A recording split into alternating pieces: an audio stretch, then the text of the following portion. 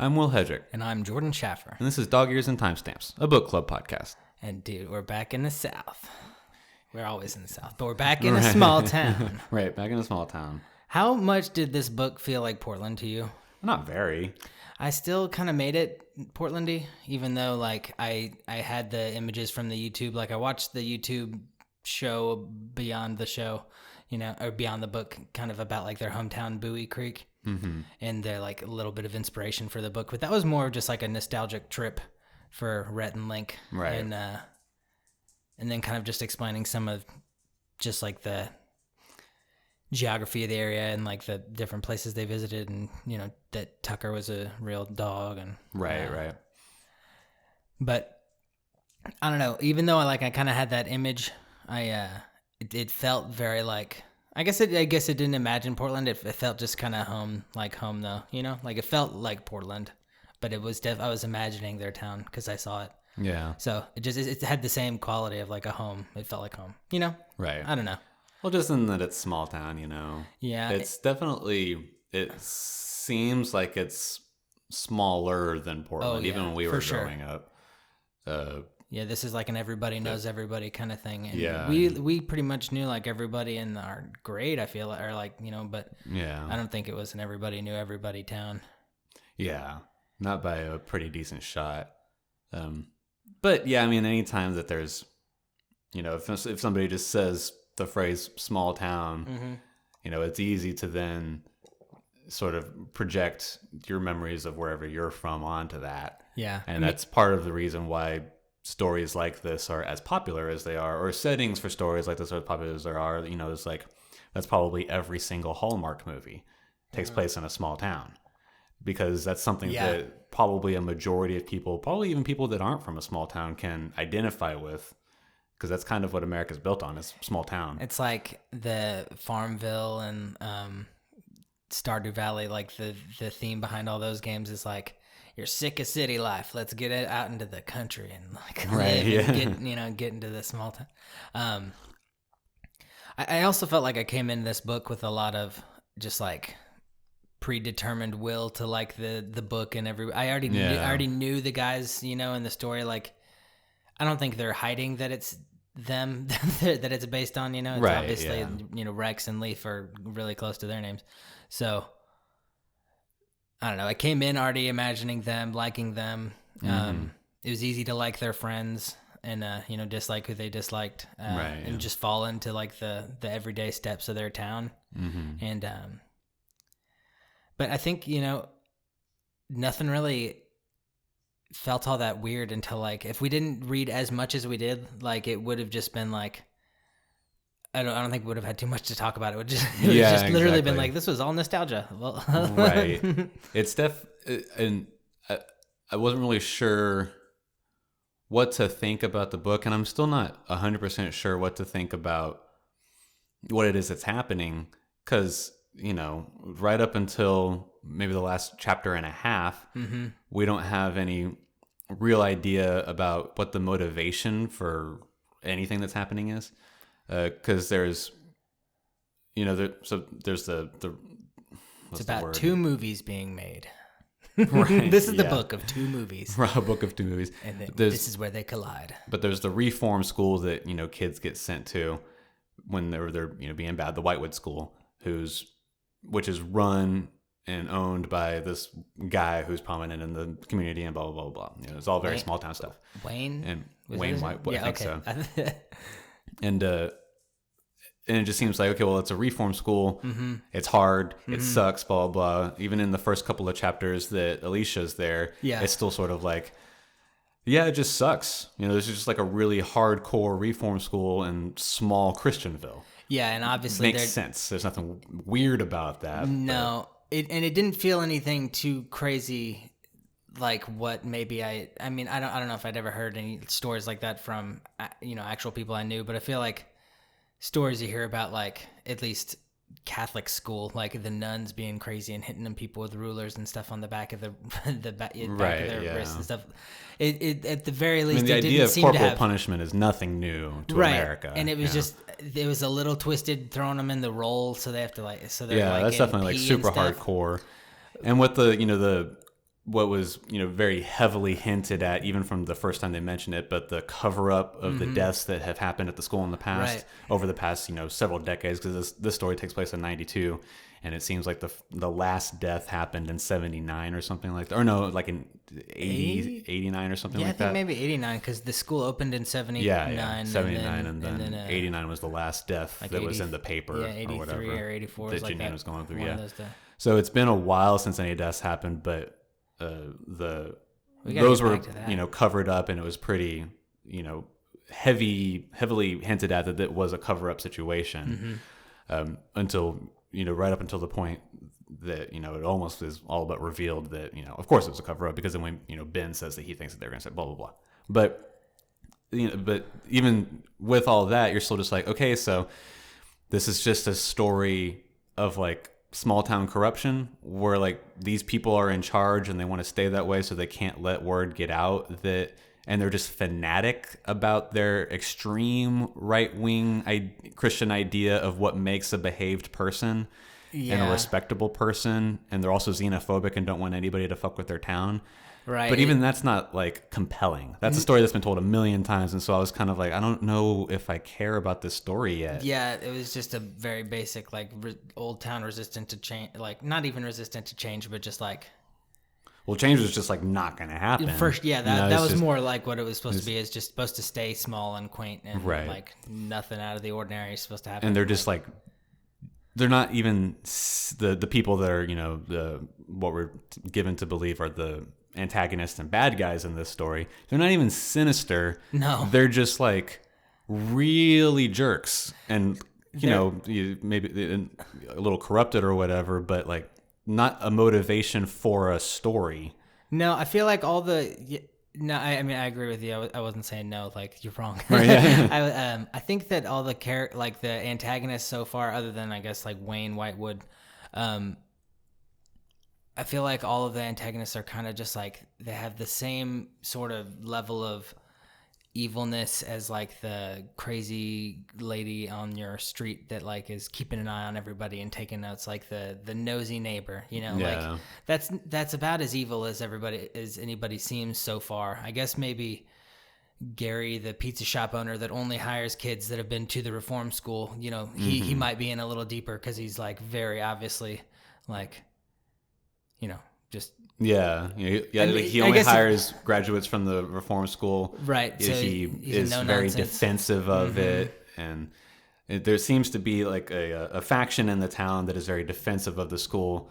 And if it was just like, if it wasn't a school and it was the church or something like that, that would be, I could see how that would be possible in a real sense, where everybody's like defensive of this church because the church is the governing structure of the town or something. But like a reform school that's kind of on the outskirts of town, the guy who owns and runs it isn't like on city council or anything. Yeah, it is weird that he plays organ at the Second Baptist Church. That his job is owning the school and playing organ at the church. It's very weird that it's defined as a school too. like when it's just like when it was founded mainly just to reform bad kids. Like I feel like. Well, it's just alternative school. No, yeah, I just, like a hardcore boarding school. That's what boarding school really is, or they're not really, but that's what boarding school is always treated like in popular culture. Like, we're going to send you to boarding school. You're so bad, That's what they did with Harry. Go off to boarding. They were going to send him to boarding school, right? I don't think he actually ended up going there yet. No, he did. The magic school, the magic boarding school. Oh, I'm just kidding. Because he was going to go to. They were threatening to send him gonna, to the boarding school. That's what I was thinking of. Yeah, no, I was just being. I was thinking of the deeper cut. I was being dumb. No, but and so it was just kind of a weird tone for a long period of time. Almost half the book. Yeah, or at least I couldn't figure out what the tone was supposed to be. Like, it's obviously a comedy, and I think it's still a comedy foremost, because even in the reveal where we get the weird thing that's happening, the cult sort of thing that's happening, there's still like a lot of bickering. Rhett and Link's character, Rex and Leaf, are bickering over how to eat trail mix properly. And he double punched the camera, like he didn't record, like he hit record twice, like he hit it once on the way there on accident, and then he hit it again when Rex started to record. He actually double punched it, and then like That, I mean, that could have happened in any story, but I felt like it was just definitely going to happen in this one. Like, I was sitting there thinking, like, oh, cool. Are they going to collab with the other girl, and it will be the meeting of the two documentaries? You know, like Right. the two movies that started as obviously. That is definitely what has to opposite happen, stuff. though. Like they work together. Oh, for sure. Yeah, it's Certainly definitely. now that, because like Janine was asking them about their experience with, Alicia being taken. Right. And then now they've got this new information like, oh, there's a fucking cult at the school doing something supernatural. Yes. Yeah, that's still confusing too. Because Yeah, is this a Scooby-Doo situation where at the end the gang like it's like, and we found out that Mr. Whitewood was able to do this because of the, or is it, And or they is even there have a actually dog. something supernatural? Yeah, exactly. like Janine is Velma and Daphne is no. Oh yeah, no, Daphne Janine is definitely Daphne. No, isn't Daphne Alicia? No. She's Velma. Yeah. Okay, Shaggy is Shaggy is Rex and Lee for Shaggy and Scooby, and the other boy is Ben Freddy. is Fred. Maybe. And those cool high school kids they sat with at the table are the cops. The Harlem Globetrotters. There you go. I was like, who else was in that show? Yeah, now that you say that, it does feel kind of more like a bit of a Scooby-Doo type situation. Right. But it definitely, I feel like the only time I was ever really upset that it was such a comedy was at that one moment that you brought up, like when they were watching the cult happen and they were recording, and it was, they had a lot of commentary. For them like recording a very secret thing. I guess they were way far off to where, and they were like whispering and like actually, Right, and the people like that they were witnessing do their cult ritual were obviously so in the zone they weren't going to hear anything other than their cult. Right. Like they were focused on that, and it was weird at the end too, because so like what happened at the little cult ritual, they all came out in like these beige beige and blue, I thought. Just blue. Oh, just blue? Yeah. They just wear beige at the school. That's like the school's and, color. And the walls is are beige. covered in beige. Yeah. Yeah. I thought that there must have been beige on their uniform or their cult garb as well, but I guess, yeah. Okay, so the blue, not KKK. Just like clothes, but cloaks. Yeah, It cloaks. sounds like something. And their faces were covered too, I guess? Is that why you said that? Or I can't even remember. They were if wearing their faces- hoods, but they were Okay. like open hoods. Yeah, so like... So they're just like cloaks, I Yeah, guess. cloaks. It's hard to really say. And then, yeah, they were just chanting. I didn't really pay too much attention to the words that they thought they heard while they were chanting. I don't know if maybe that was supposed to be like a fun play on sounds, like vernacular, like, oh, that's what they were saying. Like, we'll figure it out later when they play it back in their heads. Like, what were they chanting? And then we'll figure it out when they like say it again. Well, it didn't seem to be any sort of English, and they said that it seemed like it might have been Latin. Right. But And then the written Latin. out, I didn't bother to look it up because I didn't want to take the time to, transcribe the words that were written in the book and see if that comes out to actually being Latin. But Well, I was just saying I didn't even really spend too much time reading those words that slowly to see if they sounded like anything that sounded like a chant I had heard, or like a like a prayer. Like if you like you know how you can trick people into saying stuff by like, hey, say this really fast, and then it sounds like.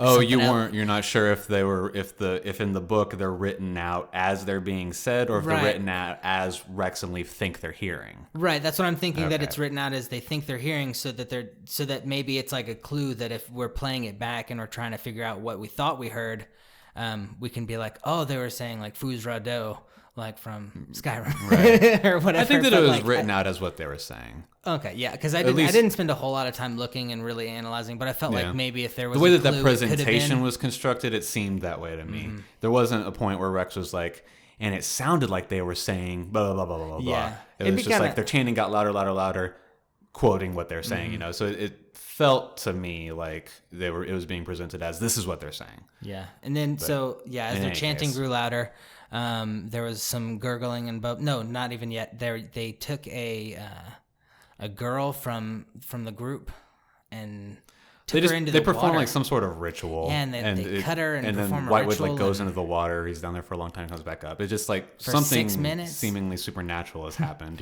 Yeah, and he said something about a prophecy. So that was really, I guess, why I wanted to go into it, because something supernatural did happen. Like there was a blue light in the founding mineral pool that the city was founded on. That's you the know? spring that the river comes from. Yeah, Yeah. or the creek. Yeah, Lake Bleak Creek, Yeah, what is the word I'm trying to say? It's a spring. It starts the river? No. Can you just say spring as like a verb, like this it's Well, spring is a noun. all right, in so this it's case. so it's It's a spring, yeah. and then a spring means that like that's just where a lot of water comes up from. Okay, yeah. cool. Okay. It's all groundwater. I guess I hadn't thought of the definition of the word spring in a while. No. I just read it. I read it and knew what it meant, and I was like, "It's good enough." And then I was like, "If I have to say it, I'll think about it later." Right. Yeah. And then but yeah. So this is like what the city was founded on, which seems kind of odd in its own. That resort. It was an old resort. I don't think the resort came first. Well, the city is just named after the creek that it's next to, and the creek is going to share a name with the spring that starts it. I know, but I feel like the resort was like what was I guess a lot of cities are started on bodies of water because you like literally for transportation, for water, for trade, food and trade, trade and everything. But I guess I was just imagining that like the town was founded on being like a resort town, like a little Breckenridge. I don't think they ever said exactly. They didn't say like the city's incorporation date and when the resort was originally there, but the resort. It doesn't seem like the resort was the founding of the city. Yeah, I guess not. And it's just something that happened at some point in time. But like I said, they don't say when the city was founded, and they don't say when the resort was founded either. Yeah. But it was, a long, long, long time ago because it was abandoned for a long time until in the mid to late 70s whenever Whitewood gets there and turns the building around to be this reform school. Yeah, to fix all the bad kids. And then even that was, 30 years ago. From this, I'm sorry, no, because it's 92 that this takes place. So 14 years ago. 15. But in any case, I mean, you knew that both of them were gonna have a crush on their friend, right? Like they're both gonna have a crush on it. That's an easy story beat. Yeah. I knew that was coming too. I don't think that there's gonna be any romantic tension, obviously, with the grad student and these 13, 14-year-olds. No. I mean, obviously that's a big stretch, but I think that they obviously get along, just like how the kids got along with that 30-year-old that's their stuntman, for their movies. Yeah. Like they're charismatic kids in a town of not too much charisma. Mm-hmm. So, people of like minds, I feel like obviously, kind of naturally came together at that point. I like how they met each other, Janine and Rex and Leaf, like how they met up at like the pizza shop and kind of I don't know, it felt like a sort of natural way for them to kind of collide. It was obviously manufactured too, but for the story, but it was pretty serendipitous, but yeah, it works as well as I guess any other way they could have met. Yeah, I don't know. It was just nice. I don't know. It was fun. I don't know if I am like super crazy about Janine. I just know that she's going to be super important because she's like I'm pretty into Janine. Yeah. Yeah. I think that she might be my favorite character right now. Okay. I like Rex and Leaf as a duo. Right. Individually, they're less by a considerable amount, I think. I think that the reason that they work is because they're together as best friends. Yeah. But if the story was just either of them on their own, as they are, it would be considerably worse. Right. Yeah. Yeah. I agree. Now, obviously, if they were writing the story with just one of them on their own, then they would make an effort to make them better characters on their own. But I think that their strength is that it's the two of them. Yeah. They're so complementary of each other. So, like, as an individual character, I identify with and appreciate more of Janine. Yeah. Yeah, she's funny. She's so much funnier than they are. I felt like,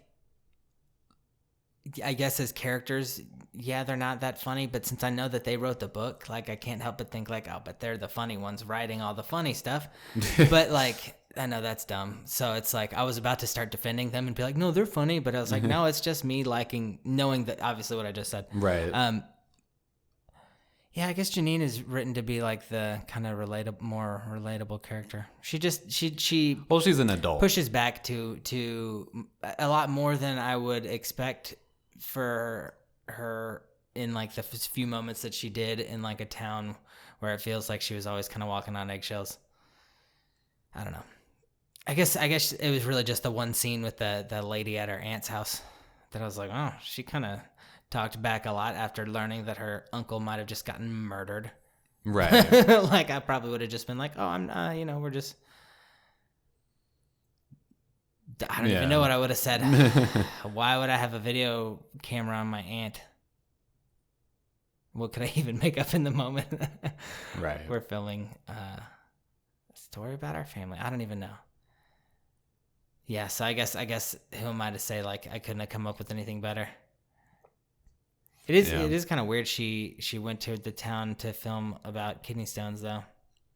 I guess it's more that like something else drew her back, her old. Well, I think the kidney stone cousin. story is pretty interesting. It's just that the people that she has to talk to get that story are awful to talk to from that perspective. Because like the rate of kidney stones happening in that town is actually probably the most unheard of thing.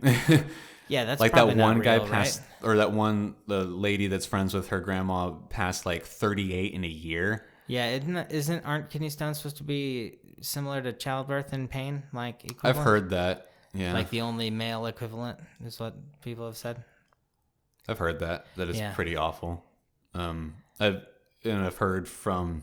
You think that's? I've heard stories from females that have done both have said that the kidney stone was worse. Oh, but I mean that's so subjective, and maybe the kidney stone was more recent than their childbirth, so that's what they remember more. Yeah. So who knows? But I've heard that it's probably one of the worst things that you have to like be awake for. Yeah, a bunch of different things happen to you after childbirth that make you forget how bad it was. Right.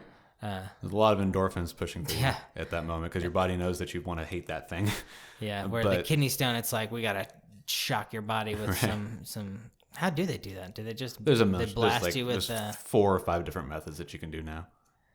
They just put loud rock. They can irradiate it. They can do like an ultrasound, which just like that's chips the word it I was away going. at Ultrasound. It. That's They can what just I put like a say. stent in your urethra that makes it larger so that it'll pass more easily. There's a bunch of different reasons. Let's do that to one. do it. But I mean that's if she could have the patience to deal with these old people and their meandering way of telling their story, that could be a really interesting documentary. Yeah, I feel like they're going to win her any awards? Probably not, but it'd be interesting. Like, what the fuck is up with this town where everybody gets kidney stones? Oh, it'd be like a really cool like double digits every year, 15-minute Vice documentary. Like Right. I would watch that on YouTube, and it'd probably be like on Something wrong with trending the and water. like millions of. I think that's what it is. Must be.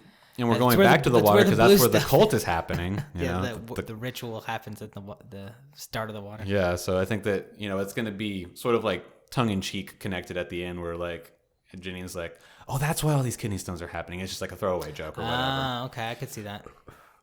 But obviously, the story now is what the fuck is going on at Whitewood. Why is this place so secretive? Why is this town so like conspiratorially defensive of it?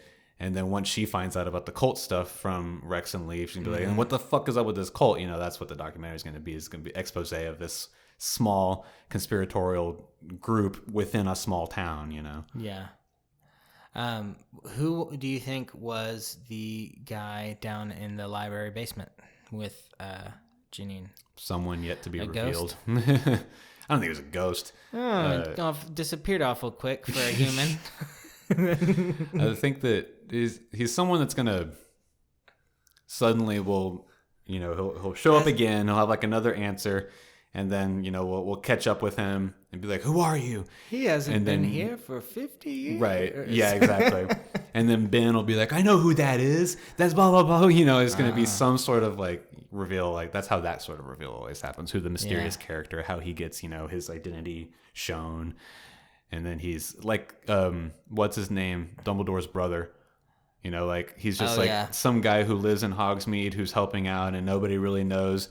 And then how did nobody know that? They look the same, right? Didn't they look super similar? I think so. They must have known, and just like no, it's one of those things like you just don't talk about it. Like everybody knows, just don't talk about it. Right. And Harry didn't know because he was oblivious. Right. I bet like older students knew.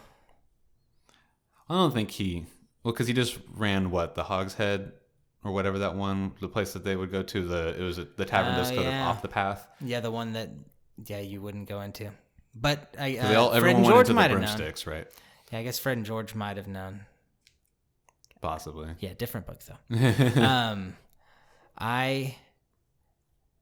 I am excited for this one. I like where it's going. I like that we broke it into half and half. Yeah, it moves quickly enough that we can just cut it in half like that, or we're not having to read. I don't know, 100 million pages. Yeah, I guess just due to like the release date, I thought this book was gonna be like super spooky because I think it came out like right on or around Halloween. It was the 28th, wasn't it? Yeah, okay, so right before. I just assumed it was spooky for some reason, and it wasn't. Or I mean, it isn't yet. It's got some tense moments, which is fun. We'll see what happens now that we've got, what is obviously the thing that's happening in town. There's a cult. Yeah. And so what is this cult's goal? Is it something that's actually supernatural? Or is it just something that Whitewood does to keep his reign in order? Because, like David Koresh just wanted power. Charles Manson just wanted, power and control. And so they all made up these like ideals and dogmas that they had their followers, stick to, but it was really just about them maintaining power. Yeah, it's like not about actually achieving a goal that was for any sort of good besides their own immediate personal power, know. Isn't that what L. Ron Hubbard said? The quickest way to get like rich is make a religion. Yeah. Or get powerful. And he did it. Yeah. I don't know. I'm looking forward to finding out about the cult. Obviously, however we get Alicia back, if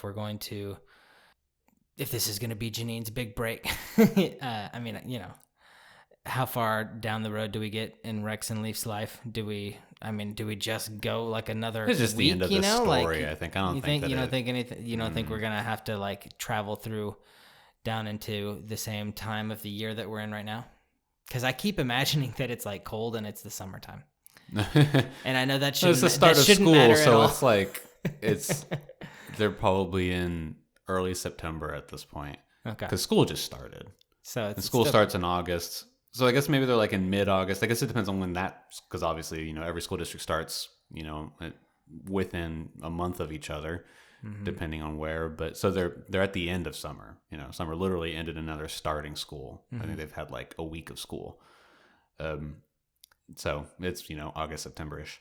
Yeah. I don't think that we go like a year or anything. I think that because we don't have a year. Alicia, if the end game of the story is that Alicia is saved and doesn't spend 6 months at Whitewood and lose herself because it's a mind-breaking school, then she has to get out of there, within a couple of weeks. Yeah, well, I mean, and her new friend, Jacqueline, I can't remember her name now.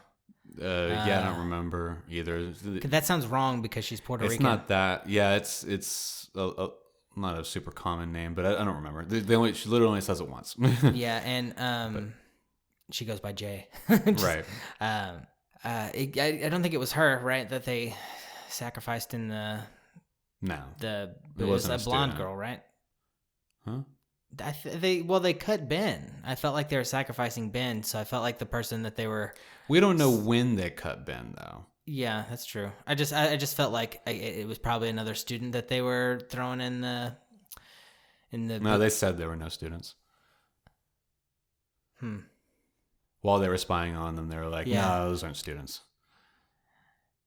Yeah, I guess I just thought like maybe they were wrong with the robe because I thought like because I didn't think it was a student until they asked him like, "Did they do that to you?" And he was like, "I think they were trying to kill me." So I guess they were doing something different when they're trying to do it with a kid. Right. They're actually trying to kill him. They don't... Yeah, Ben doesn't, at least up to this point, he hasn't said, yeah, they took me down to this. I've seen this ritual firsthand, and that's when they cut me or anything like that. He's just like, yeah, they cut me. Yeah, I think they were trying to sacrifice me. So, okay, well, those things, with the information that he has so far revealed, don't add up. Yeah. And we don't know how many times he's seen the ritual that we just experienced with everyone, Right, yeah. It seems like he had been there at least, like, it felt like a couple times because he had it down to, like, the time. Like, it seemed like He he'd knows been at that it least happens on twice. Friday night, like it was like the first of the month or something like that. But, I mean, he had been at the school for a while, too, so you can assume, Yeah. well, maybe he hadn't Well, if been it at was the every school for first that long. Friday, then, you know, once he figured it out, he could then wait until next first Friday. Right. He's doing pretty good in the woods, though, by himself. Hell yeah, Bunch of he's squirrel- doing great. He said, I'm full from my 3 squirrel meal. Right. I was like, dang, That's a kid. lot. Yeah, with spears lot of and success, sticks and yeah. stuff, he's good. Right. He does seem to be kind of a genius type because, I mean, he knew about, like, you know, all the little spiel he goes on about the perfect temperature for a cheer wine. Yeah. And I didn't even think about that. I thought that how was just... how long that takes in a freezer versus how long that takes in a bucket of ice versus if he uses a carbon dioxide fire extinguisher. That's a good... Specifically a carbon dioxide fire extinguisher. I just, honestly, I didn't read that as being especially smart. I just read that as like, okay, this guy knows some tricks. Like, I know that's dumb. Because when you say it, I was like, okay, maybe he is like a super smart kid because he broke out of this school, kind of like the prison you can't break out of. Right. And alive. Right. He's definitely like, sort of like the ultimate Boy Scout. He's no... Like, he knows how to survive. He's got a bunch of other applicable knowledge. I mean, Yeah. being able to cool down a soda in record time to what you believe to be the perfect degree of drinking is not super applicable knowledge, but there are elements of that that are very useful and could be used in other scenarios. Right. I saw that on Mythbusters too, so I'm pretty sure that's accurate. You can do that with the fire extinguisher. Who do you think would win in a fight, Luke or Ben? Luke from 2 books ago. Luke from Ben. Easily. Oh yeah, I guess he did kill a bunch of squirrels with sticks he made. Luke was just... Luke's a wuss. He just happens to have a very weak telekinetic ability, and he's a genius. Yeah, that's what I was really... But he's got no... If it was like a chess match, Luke would win. But if it was a fight, they'd... Yeah, okay. I Yeah. agree. Yeah, you're right. Both have a strong will to live. Right. That's maybe another reason I like this book so quickly is because I had such a nice time with the last like youthful story of, you know, kids at like the institute, and it just, you know, it's easy for me to be like, oh, back with not the old gang, but, you know, back with just new friends, similar situation, I guess. Kind of, I mean, no powers yet. No, we're getting into the I guess the more some sort of occult situation. Yeah. Something. And I hope there's something kind of, you know, paranormal about it, you know, like... I do sort of hope that there is. And I hope that it's like super vague and that there's not just a monster all of a sudden, or that Whitewood is a wizard or something like that. I hope that it's just sort of vague in a way where there is never an answer to what happened at the spring. And there's never a hard answer for if there is some sort of supernatural power over the town that is influencing, you know, the right people to keep it a secret or whatever. Yeah, what if the town becomes a character? I'm already halfway through a book. I don't think so at this point. That's about when it happened. Mm-hmm. Isn't that when it happened in Salem's Lot? No, Salem's Lot, the town was almost immediately a character. Well, it is in the title of this one too, so almost immediately we're exposed to the character of the town. I don't know. It's a stretch. It didn't work.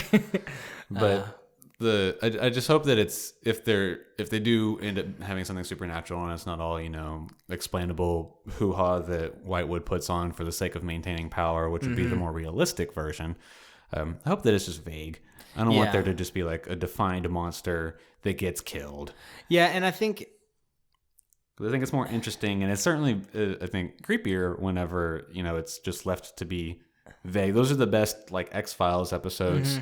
Or whenever there was never an answer, that was just like some sort of like vague thing happening and we just got away from it, you know? Yeah.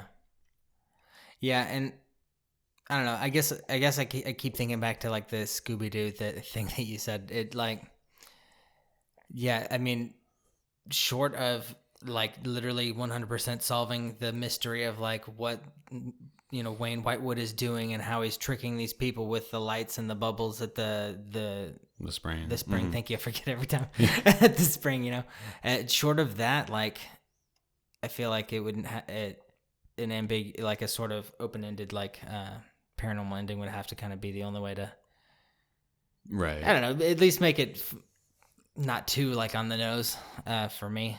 Yeah, there's nothing else about the town that shows any effects of worshiping some supernatural god or monster. It's not like the town is outputting the best crops in the state. No. Or that nobody's ever sick. In fact, everybody gets kidney stones. So there's no like weird benefit like, man, everybody is always healthy in this town. I wonder why that is. Well, it's because the cult is keeping it healthy or something like there's nothing like they're that. They're known for their pork. I don't think they're known for their pork. They just are obsessed with having pig sticks. And where did I read they're known for pork? Maybe I confused that with the hook page. Well, Whitewood is he's the designated grill master of the town. That's like I feel like a real cool like dad title. like a super dad. It's definitely a boner. Coveted position because Rex's dad is trying to become better at grilling and blah blah blah. It's mentioned during the cooking event, but there's no like there doesn't appear to be any reason that worshiping whatever it is that they're doing in this ritual, it's not bringing any benefit on the town as far as we can tell. It's giving so I think that it's going to end up being like fake. Yeah, I think a Scooby-Doo situation makes more sense where they unmask like, the monster and it's just Whitewood and it's just about just him so that he power. can own the town and be like absolutely. I mean that's why McAfee did it and wherever he was in the. I mean, I just watched a McAfee documentary and he like moved off to South America somewhere and like basically bought the town that he lived in and like was paying off like a local police to be like, because he was like just obsessed he's with a power. millionaire. Yeah, and he also murdered his neighbors. That's why he fled the country. Well, he murdered the neighbor in that country. He murdered him down there. I thought he murdered his neighbors here. I can't remember. No, he murdered him there, and then he had to flee that country because the government actually was coming for him. They were tired of him like running the town. This crazy documentary. But no, I mean I guess the reason I brought him up was because like I could see why being even like the I don't want to say king, but like the top person in even a small community like that, I could see the appeal to that. Like even the amount of power that owning a small community of I'm thinking this town has like 2,000 people for some reason is sticking in my head. Like 2,100 people is how big I think this town is. I don't know why. Yeah. Yeah, but even a town like that big, like that's still. I mean, I still. Well, if you effectively run a town, then you effectively have nothing to worry about. Right, and I still exactly. There's like I do see the appeal to that, and if it is all an elaborate hoax to keep the power. I can see that as being a motive. I want more, but I'm not trying to be greedy, so I'll be happy with the Scooby-Doo as well. It's because it's fun too. I mean, I am. Right. I literally like I think I came over yesterday and we were hanging out and we were talking about the book and I was just like I couldn't read this book in public because I would read it too loud because I'd be laughing and like gasping and like and then like I was like. I read most of this book like standing up in my kitchen. Yeah, just like it definitely it is really funny and it has a lot of charm. There's things about it that are kind of like iffy or whatever, or just even that. Just for the longest time, I wasn't sure what the intended tone was, right, and where it was going. Yeah, and I still don't fully know that. I don't think. And I also wonder too if there's just like if I'm giving it a bit of cushion because of who they are, like, and I'm sure I am. I think that you're definitely letting that affect your opinion of it so far, which isn't a bad thing. Yeah, I was thinking about that. Actually, is happening. I was thinking about that on the way over. If I should like make an active attempt to read it as though I wasn't like a fan, and I was thinking, even then you're letting something. I was thinking too, like just I should take it in as as a whole experience because they put it all out as a package. You know, they know Right. everybody knows them so well, so they can write a book in their cadence, and you can read it, and it sounds like Rhett and Link are talking. Right. And you know, and like I was kind of worried too when I started reading this book that maybe since it wasn't on audio that like I would have a bit of an issue. Like I get a little like self-conscious when it comes to literally reading, just because I'm worried that maybe I won't put on as good a performance, because I really do enjoy audio. Like that is mostly probably how I've read a lot, like most of the books in over the last 10 years for sure, like out of school. So like when I think about putting on the performance for myself, kind of, and that's how we're ready to think of reading, but I feel like I put a little pressure on myself to be like, you got to read at a good pace, because like you don't want to be a super slow reader. You don't want it to take you like 2 months to read a 200-page book, and Right. so I put like, I don't know, I put all these weird rules on like my reading, and then it's weird. I don't know why I do that, and but with this book, like I definitely am just like taking it all in as a collective. Like I know Rhett and Link, I know them from their show. I know them. I watched like the background about the town, so now I even know what the town looks like. And I'm just like I'm just like I like that I can read it in their exact cadence and stuff. And like I was saying a second, I'm sure, like you said, them writing this book knowing that they've got, a built-in audience of millions that may pick it up and read it and be expecting it to be them. I think that's part of what their intentions were as well. I think that they would be absolutely delusional to think that they could write something and not expect people to take it in that fashion. Yeah. And so I think that they embraced that and leaned into it to some degree. And I guess, that's why I was trying to do it too, a little bit, just like, that was their intent behind the book as well. It wasn't like take this as its own, standalone. Right. Even though you can, I think it does. I do think that it would appeal and be silly. It's to somebody. neutral enough that it could be in between. I think so. Yeah. And I think that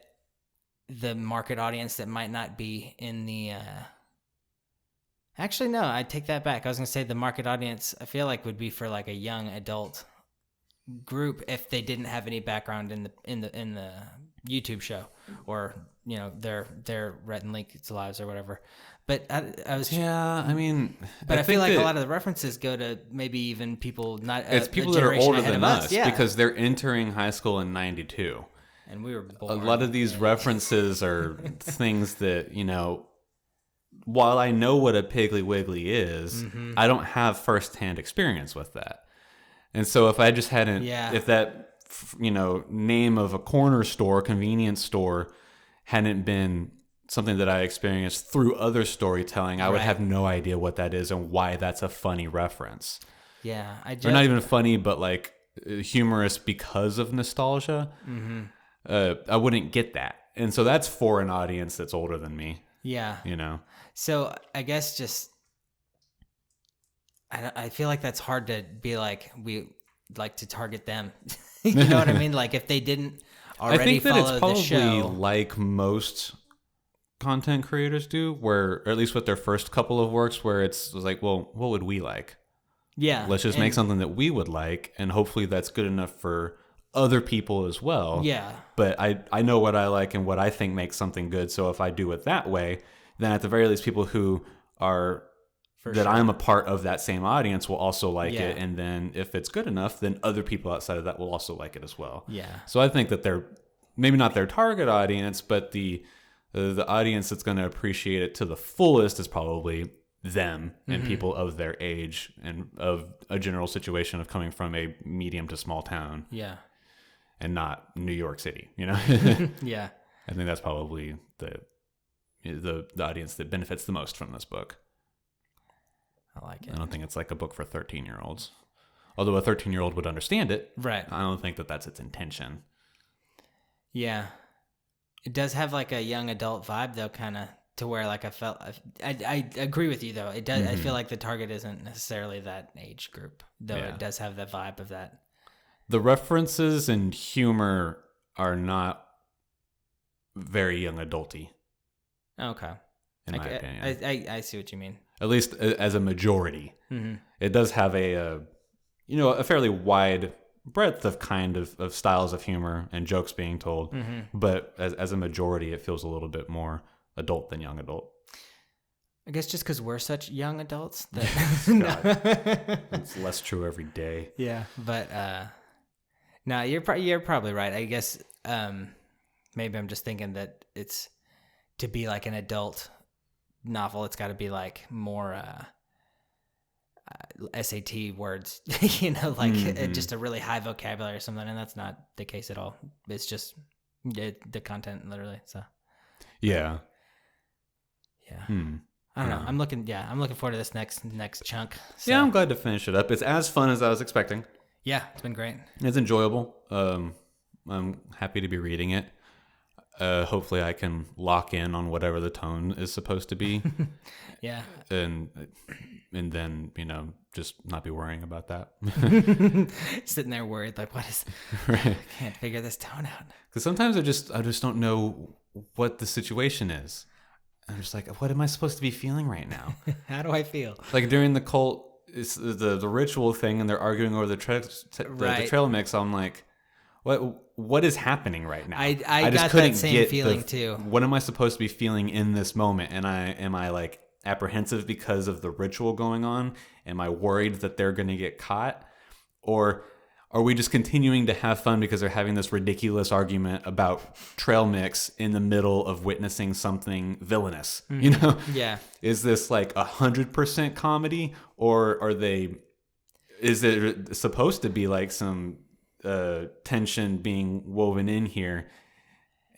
Or am I taking the tension too much? Or I just don't know what the tone is. It doesn't make any sense in that moment. Well, they can obviously write and build the tension, because there was the moment like right before with Alicia going to meet up with her friend in the like secret room, and then she's like, I got an idea, and then like a deep voice. Whitewood's there, yeah. And so that's like good tension building. But then we cut to Rex and Link just being idiots. No, I agree. It's weird. It doesn't flow very well. I agree, because it was intentionally done, but it doesn't. I don't even know if it feels out of place. It just feels like it took me out of it too. I guess I'm trying to figure out what their reason. I just don't know what the intended tone is in that moment. Yeah, I guess the intended tone is comedy because it is funny, but in the moment I'm like, no, there's a cult ritual happening right there that we should be worried about, and you're arguing over the proper method to eat trail mix. Yeah. It just doesn't make any sense. And I feel like I guess the moments that they were serious are kind of when they were alone, like the moment like that Rex had when he ran into Whitewood on the road with his and he almost got busted with the fire extinguisher or whatever. Mm-hmm. Like that was a pretty tense moment, and he was very like, yeah, but that's yes, all sir. Tense. They're not trying to blend anything in at that moment, right? And it was a solo experience too with just Rex. There wasn't anything to bounce off. I do feel like there were moments that in the tense scenes that it would maybe describe something like he had a furrowed brow that looked like a caterpillar. That's obviously bad, but like a unibrow caterpillar or what, like they would say something that would be like a funny description in a serious moment. But that was a moment where the characters were doing something funny in a serious moment, and that kind of took me out of it, because I was with you there. Like I couldn't figure out whether or not I should be stressed out for them, because I feel like for sure they're gonna get busted, or like don't worry about it because they're not gonna get busted. It's just supposed to be a fun scene where they find out big news and they didn't even get it recorded, so they obviously have to go back to prove it. Right. Yeah, I've got no idea what the feeling I'm supposed to have at that moment is. Right. The better blend is whenever they're sitting on the rocks in the river. Well, actually, I wanted to ask they're you about being that. very serious, and they're talking about some important stuff, because they're trying to figure out, what do we do? Alicia's gone, blah blah. But Leaf is going through the rules of the rocks in his head, and he's like, well, I can't ask that, or I can't say that statement because I'm on the small rock, so I can only ask questions because that's the rules. That's really fucking funny. Yeah. And it blends well with the situation, in contrast to what was happening during the ritual, where it's just like, I don't know, it didn't blend as well for me. I see what you're saying. That is weird that one took us both out of it. Yeah. But they can be funny in other moments. I wonder if they're having, we should write them and see if they're having issues writing that moment. Right. Did you guys have trouble when you were creating this part of the book? I think what I'm going to do for the second half of the book is just be reading it thinking that it's just all comedy. Okay. And that there's not supposed to be like any great amount of tension or apprehension or anything like that. Yeah. Like definitely some moments was like, oh no, that's bad. But I'm not going to be like, fuck, that's bad. You know? I'm reading it really slow because I think I am taking it in like a comedy. Like I don't want to miss like a joke or something. And because even in like the serious moments, I wasn't reading any faster, but I was reading more like frantically. I don't know how that makes sense, but I was reading like the pages frantically, but I was still reading them like slowly and like laughing. I don't know, but it was like I definitely could tell because I was reading, you know, I guess up until the wire a little bit for this one, but I was like, I need to get on the road, but like I can't read any faster. But this is like a super tense moment, and like I feel like I'm reading faster, but I'm not reading any fast. It was weird. It's I don't know. I guess I didn't really have anything to worry about. Like I was saying earlier, like I do get a little worried about like my own ability to like perform for myself when reading, but shouldn't really worry about that. Comes off really good in this too. Like I can fit their style really easily in my head. So I think that I'm just gonna have to just think because from the get go, it's like, okay, this is a comedy first, but now I'm gonna think it's a comedy first, and it's a comedy second as well. It's not a. And then the drama's third. Okay, I gotcha. I feel like that's the way that I'm gonna have to think about it to not be taken out of it again. Yeah, because and it was really only just that one moment. Yeah. The other times where I was just like, okay, like this works, and what happens at the picnic worked, and everything else was blended really well. The moment on the rocks, I think, was great. But then to that moment in the woods, I was just when they're not the woods, but on the property of the Whitewood School, I was like, it just doesn't make any sense right now. I don't know what I'm supposed to think. That's the only time. That's so far the only like time that I was reading the book, and I was like, what is happening? Yeah, you're right. I didn't know how to react. And like I was saying earlier, I'm a loud reader. Like with this book, especially like the first 20 pages, I was reading and laughing and like, because it was really silly and I was getting in the mood for it. But in that moment, you're right. It was hard to react authentically because I was anticipating, what I should just let it happen. Think they're gonna make a movie? No. They already did the YouTube show, right? the 3-part mini-sodes. Oh. I'm excited to see what comes next. Yeah, me too. I think it's gonna finish off as fun as it's started, and it's gonna continue to just be enjoyable. Yeah, I've recommended this one to a couple of people, but not as many as probably the Institute for some reason. I guess just people that I think there's would cloud enjoy that reading. you don't even have to try to put into a Stephen King book. Right. You just be like, it's a Stephen King book, and people would be like, oh, okay, so it's good. Yeah, and if you say like that one's even easy to like, it's not even that long and easy to digest, and people are like, oh, I'm in. Where this you're selling, the idea of anybody who's not familiar with GMM, you're like, they're these YouTube stars, and this is their first novel, and you're trying to like, you're like trying to pitch something as opposed to just be like, this is a book that I like, You're having to be like, well, this is where it comes from, and obviously it's not like a traditional, writing scenario, blah, blah, blah. But what Stephen King's like is a Stephen King book. Be like, oh, I should read that. Imagine a story of twos. It's sort of like a friends, cultural standard with King. And 2 movies, and 2 schools, and 2 girls. There are lots of 2s. That's the theme of this one. Right. No, I got nothing else for this. I think I'm ready. I do want to read more. Yeah. I'm looking forward to this. It moves along at such a great pace. Yeah. Like we've already talked about it, and I think like maybe we mentioned it in last week's episode, talking about how we're going to read half of it because the chapters are short and they move along at a good pace.